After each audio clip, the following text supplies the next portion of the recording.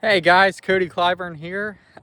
Just wanted to do a follow-up video on the soybeans that we sprayed. It's been exactly 2 weeks ago today on June 8th. Today's June 22nd.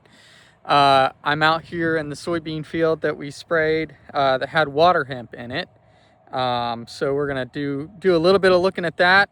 And then it's also going to be a combination video talking about the reproductive growth stages on soybeans, because this field is in R2 and getting ready to transition into R3 pretty soon. So I'll kind of explain some of that and what that means for your operation. But first of all, just wanted to do a quick follow-up here. If you look back on my video from a couple weeks ago, this field was pretty littered with water hemp. The grower was told that there were some spots in this field that had some water hemp. This is a new field for him this year. And so he told us that. We came out here and scouted it and luckily caught it before these plants got too big. You can see here, this is kind of shows the height of some of these water hemps. We killed them off, thankfully. They were pretty widespread throughout the field. If you look back on my last video, you can see, looking down the row, what it looked like. But these water hemps died, so I'm super happy about that. This soybean field is pretty close to full canopy. He'll probably be there by the end of this week or next week sometime. These are 15-inch row soybeans. So there's actually, I'll show you, later in the video, what I think is a root cause for this and something that we need to tackle before it gets too far along. That could affect this field for the foreseeable future and years into the future, if we don't get that handled. But you'll see that later in the video. Right now we're going to talk about reproductive growth stages here on soybeans. There's a nice little Japanese beetle there for you if you can see that. So if we go ahead and pull out one of these plants here, we can see it is flowering. So R1 on soybeans is beginning flowering, so it'd be a flower on any part of the plant. R2 is full flower, so flowers on, I think, the top 4 fully developed leaves nodes. So we've got 1, 2, 3, 4 here that all have pretty fully developed flowers. R3, this one doesn't have a ton. I found one earlier that had some pods starting to show up.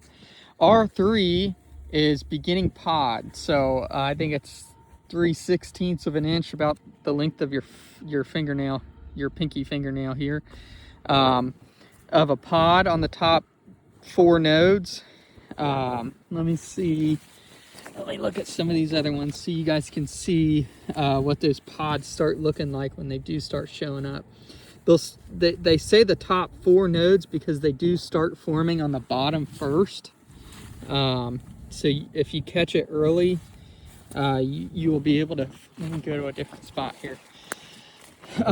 You'll be able to find some pods starting on the bottom nodes before they start forming on the top 4 nodes. I'm not finding any in this spot. When I walk out there, I'll try to find some more. But so that would be R3. So R3 is the optimal time to spray fungicide on your soybeans. That's kind of the blanket recommendation that a lot of agronomists give out there.